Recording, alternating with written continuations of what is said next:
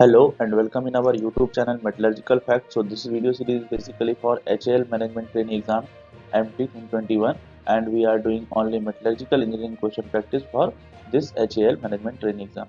Okay, so this video series is basically focusing on metallurgy questions. So you can do the non-core part from other channels or from other sources that will be good for you.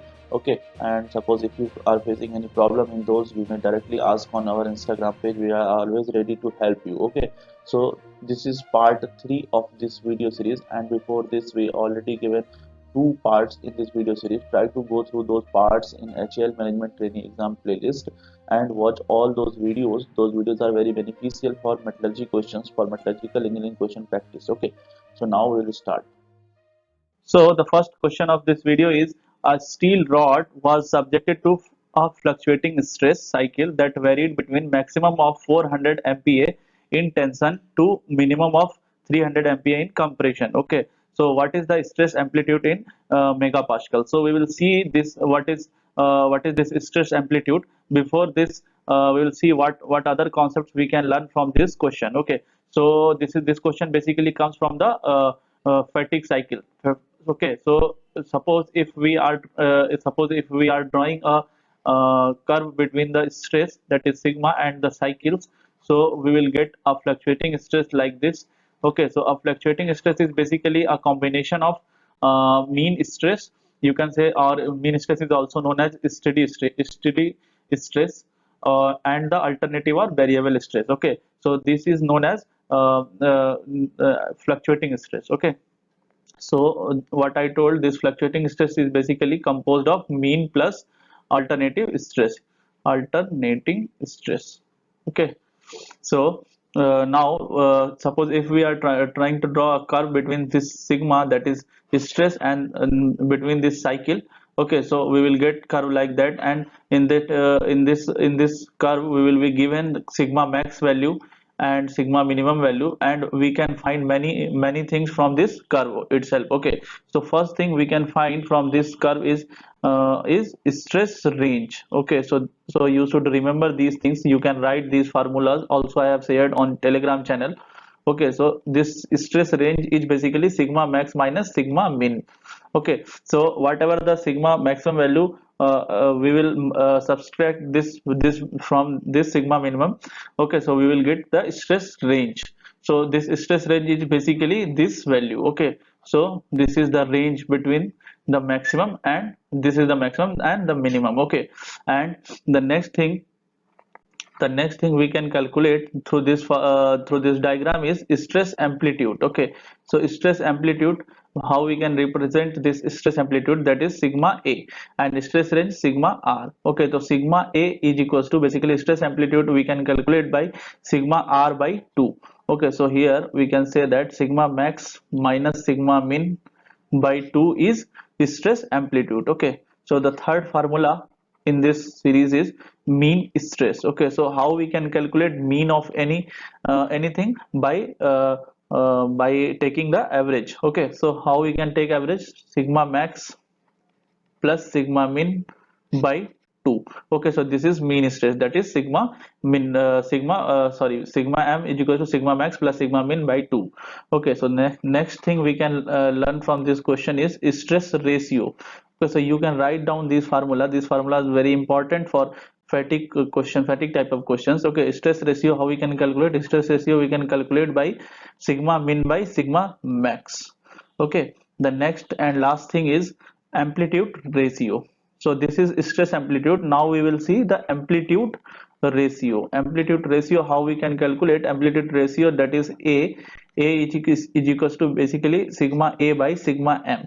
Means if we will take the ratio of stress amplitude to the mean stress, we will get this stress amplitude. Okay, so I am not writing formula here again. Okay, so if we will simplify those things, so we will get like that: 1 minus r by 1 plus r. This is amplitude ratio.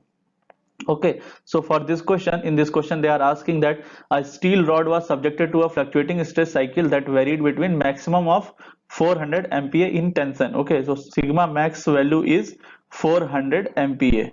So this is the given thing, and we are doing this question now. So this is the part of this question, this is the formula we can use in this type of questions. Okay, and this is very important part. So the next thing is in tension to a minimum of 300 MPa in compression. Okay, so sigma min value is given, sigma min is basically 300 MPa, and this is in compression. Okay, so compression is basically, suppose if we are taking here it is 0 at origin, so this will be in plus value. Suppose they will give the minimum value here, so this will be in minus. So also we can say that this is compression. Okay, so this is tensile, this is tension, this is compression. So we can represent it by sign also. So here they are asking minimum of 300 MPa in compression, so we can take say sigma min minus 300 MPa. Okay, so now what is the question? Stress amplitude. So stress amplitude we can calculate by using formula number 2. So stress amplitude, I am writing here sigma a. Sigma a is equals to sigma max minus sigma min by 2.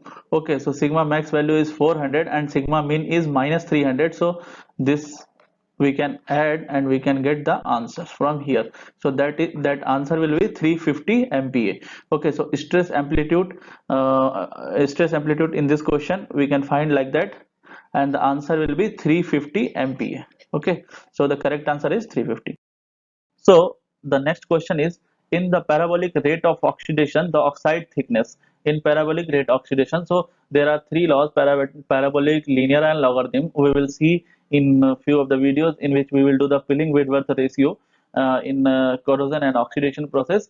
So we will do at that time. But here we can see that parabolic rate of oxidation is directly, we can relate that the formula that oxide thickness layer is directly proportional to root of dt. That dt is d is the diffusion constant, and this t is the this t is the time. Okay, so what we can identify here, that the thickness of the oxide layer increases as the square root of the time. Okay, so this we can also say this is the proportional to root t, because this d is the basically constant value, and so we can relate this x, that is oxide layer thickness, and this t, that is time. So what we get that this x is basically to the power 1 by 2. So here we can say that this A option is correct. Okay, so this is very easy question, we can tick without solving also. Okay, so this t the power 1 by 2 is correct. So this is basically t the power 1 by 2. Okay, so the next question is, which of the following melting methods is used for stainless steel melting? Okay, so they are asking only for the melting purpose. Okay, so blast furnace is used for iron production. This reverberating furnace is used for smelting purpose, and generally we use for copper. Okay, and cupola is used for production of cast iron. Okay, so these three options are these three options is used for, more specifically you can use that blast furnace is used for pig iron. Okay, and the rest, other one is induction melting furnace. So induction melting furnace is used for melting purpose, melting of stainless steel, you can say. And the capacity of this induction melting furnace is 1 kg to 1 ton. Okay, so we use in lab also this induction furnace. Okay, induction furnace only, because this induction furnace can only melt, we cannot do refining in this induction melting furnace. Okay, so always remember that we cannot do refining in induction furnace. So here, according to the question, C part is correct. Also we have cross checked the options, that blast furnace for pig iron, reverberating furnace for copper smelting, cupola furnace for cast iron. Okay, so C part is correct for this question. So the next question is, which one of the following process is performed for inclusion modification in ladle metallurgy of steel making? Okay, so inclusion modification, they are asking about inclusion modification in ladle metallurgy of steel making. So this is the big part, ladle metallurgy of steel making. We will do this part whenever we will do the iron steel making. Okay, so for now we will see which option is correct for this question. So first option is aluminum wire injection, the second option is calcium wire injection, C third option is oxygen top blowing, D is oxygen bottom blowing. Okay, so first we will see these two options. These are actually oxygen blowing system, that is top by the top method, or by the top or bottom. Okay, so this is used in for BOF or other furnaces for oxygen injection. Okay, So for oxygen injection purpose we use top blowing and bottom blowing.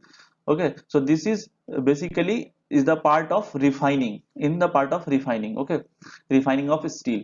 So the option remaining is A and B part. Okay, so aluminum wire injection, we all know this aluminum wire injection is done basically for the deoxidation purpose. Okay, for deoxidation purpose, because whenever we inject aluminum wire, that will react with oxygen and they produce some oxides. Okay, so this is also not correct. So calcium wire injection, the main purpose of the calcium wire injection is for inclusion modification. So calcium wire injection basically modify the inclusions, and this is also done for the deoxidation purpose, but the main purpose of adding calcium wire injection is inclusion modification in ladle metallurgy of steel making. So correct option for this question is B part, that is calcium wire injection. The next question is the single most important requirement for turbine blade material is. Okay, so this turbine blade material are very sophisticated.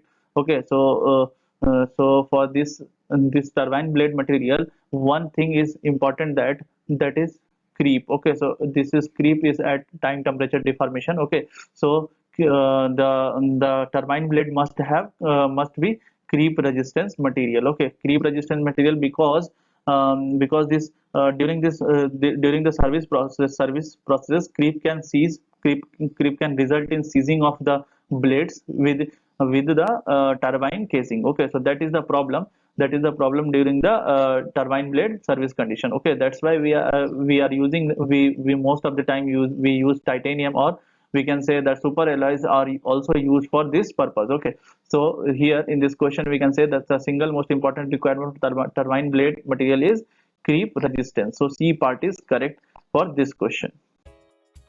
Thank you guys for your attention. Hope you have understood something new in this video, and you have understood the concepts I told you in this video.